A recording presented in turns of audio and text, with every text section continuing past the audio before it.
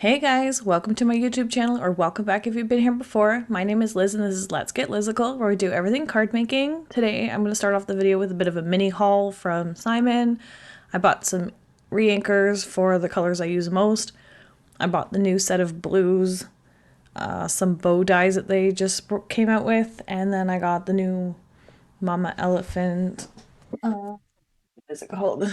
Classic card quads die. It's just like a cute little die set that cuts out like 4 panels that you can put on your card, and I love the little heart shape in it because it's how I draw my hearts and on the inside of my cards when I sign them, so I had to have that set for that reason.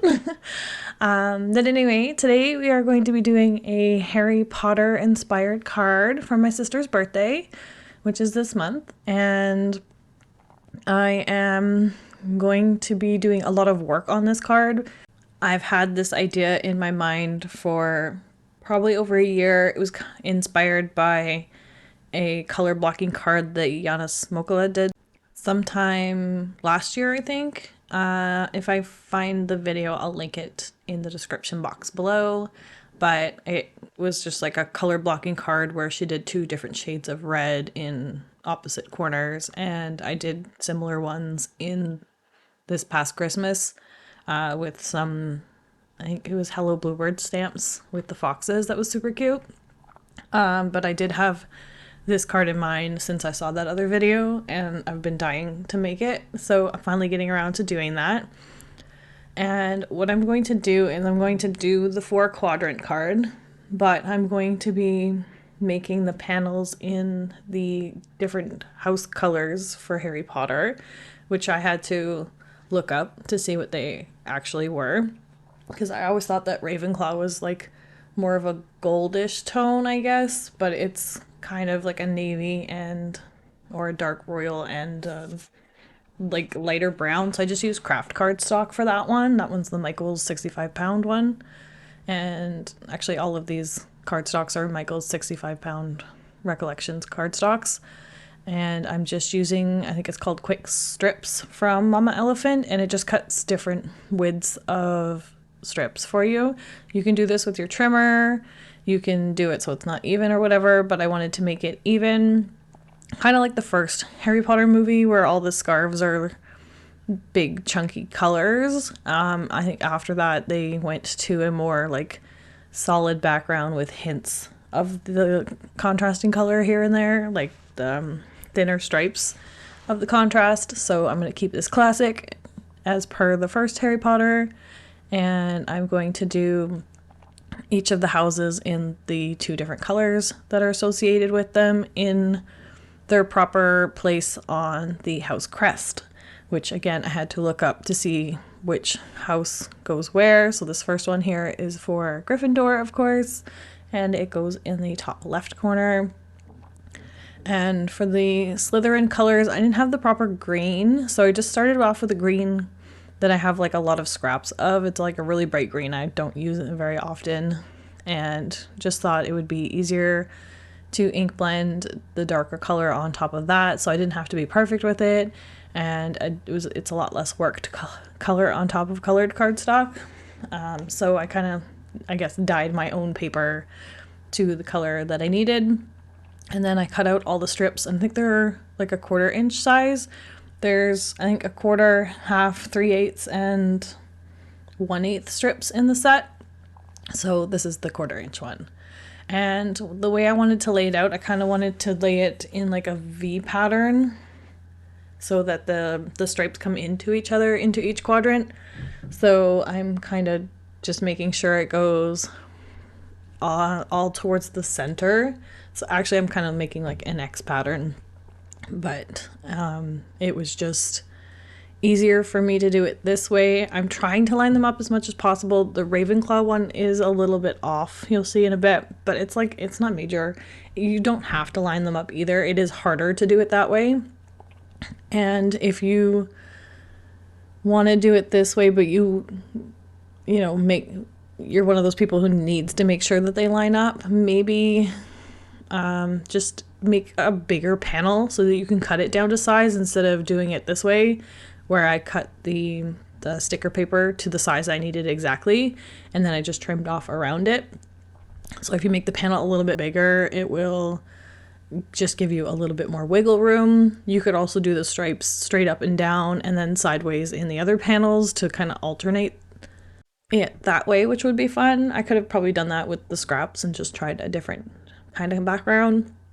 Alternatively, while I was thinking about this earlier, you could cut the panels in one of the colors and then just add the stripes on top in the other color. I would probably still cut an extra strip as a spacer, so you can like glue one down, put the spacer down, and then glue the next one, which would be a good idea. It would give you a bit more dimension to it though, because you're not, you know, butting up the strips side by side. You're stacking them, so it will add a little bit of texture and dimension to your card as well. So there's like a bunch of different ways you could do this. This is probably the slowest way to do it, but it was worth it for me. And I just wanted to make sure that I got my stripey panels the way I wanted them. So that's what I'm going to be working on now. This is probably the process that took the longest, was the die cutting of the strips and putting these panels together. The coloring of the images, I'm going to use the same image from this MFT set. I forget what it's called, but it's kind of like old polar bear set that they have. And they have all these like striped scarves, which is why I thought this image was kind of like perfect, because I'm going to be coloring one of the sitting polar bears in, and all the scarves are going to also coordinate with each house. So I really like thought about the stamp images I was going to use for this, and these were perfect for that. So you're going to see here, I'm lining this one up a little bit differently than I did the other ones, which is probably why it's off a little bit. I probably should have just continued doing the method I was doing, and it would have been a little bit better. But again, it's not a major crisis. No one's gonna, you know, analyze this card and be like, oh my god, this is wrong. My sister's gonna love this, trust me. I'll be giving it to her very soon. So I also made it a little bit easier on myself by gluing these all to a scrap of copy paper that I just grabbed from my printer. I think I have just like paper from the dollar store. It doesn't need to be expensive. You want it to be thinner, not too thick. That's also why I use the sticker paper usually to do strips like these, and it's just a lot easier. I don't need to spend a lot of money on double-sided tape sheets or double-sided tape in general, or getting messy with the glue. It's just quick and easy, and it doesn't have a sticky back to it, but you just add your tape runner or liquid glue or whatever you're using to the back of that, and it's not a problem.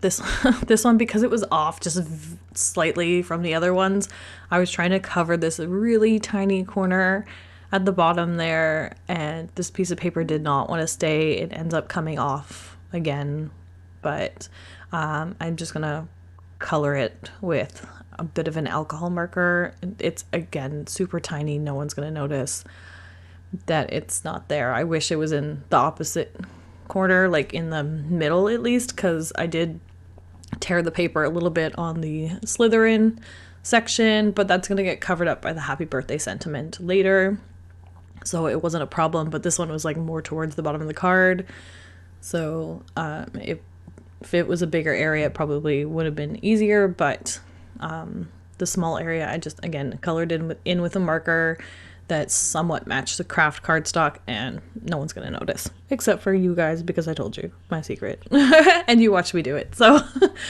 so anyway, now I'm putting the panel onto the card base, and that's our card base done, and I'm just like kind of pressing it in with the brayer, because I did do a lot of taping of the stripes, and I just wanted to make sure everything was pressed into the cardstock correctly, and then that was attached to the base.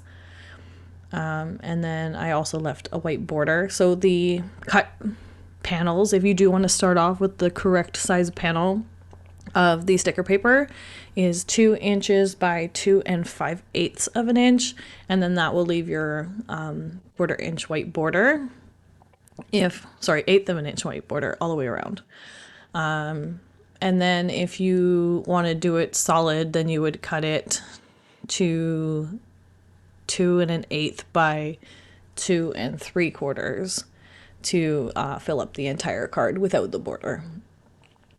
And now I'm just gonna color these polar bears in. Again, I'm coordinating the scarves to go with the backgrounds for each of the houses, and then the base of the bears, I just colored them all as polar bears just so there wasn't too much color on here. I could have colored the bears different colors according to the house, or I could have colored them all in like brown or something, but I decided just to leave them as white polar bears to leave a little bit more of that white space. So for now, I will just play some music, and once that's done, I will come back.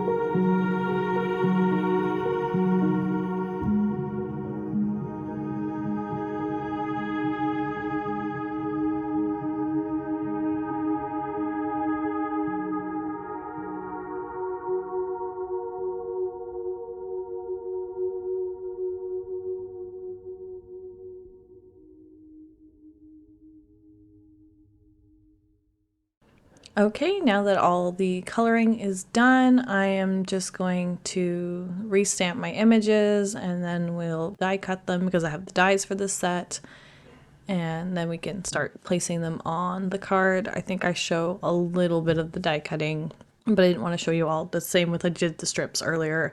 You didn't need to sit here and, you know, watch me cut strips. This card did take me a little over an hour to do because of all of the die cutting and the panels that I made for it. The coloring of the polar bears doesn't take long at all, but overall, yeah, the card took me a little over an hour, so this video is a bit longer today, but I think it was worth showing the full process and the thought process behind it. So yeah, here we are. We're going to place all of our polar bears, and then I'm going to use my birthday balloons stamp set and one of the sentiments that says happy birthday. This is the bigger one. Probably should have used the smaller one because it would have fit in there a little bit nicer, and the bottom polar bears wouldn't have been so close to the sentiment, but I liked the way that it actually filled up the space, and we're just going to prop that up using some of these 3M foam dots that I got off of Amazon. I love these. They're just like quick and easy. They're tiny, but you can still cut them smaller if you need to, like I'm doing here for the H, just because I didn't want it to stick out. And then that's going to go in the middle of the card, and then I'm going to prop up the polar bears on my other foam tape just because I didn't want to have to place so many of these little foam dots all over. So we're just going to use my regular foam tape from Michaels. But that's pretty much my card for today. I didn't do anything else to this, didn't add any more extra embellishments or anything. This is it. I didn't think it needed it because I did already put a ton of work into this. So I encourage you guys to try making your own Harry Potter card if you're into that, or if you know somebody who is. It was actually really fun to do this, and I kind of want to make maybe a couple more different ones. We'll see. But thanks again for joining me for today, guys. If you like this video, please give it a thumbs up. Leave your comments down below and let me know your thoughts. If you haven't already subscribed to my channel, please subscribe because I'd love to have you here. Also follow me over on my socials on Instagram and Facebook. The handle's the same for everything. It's Let's Get Lizical. And I do post a little bit more often over there, plus extra inspiration. So until next time, thanks guys. Bye.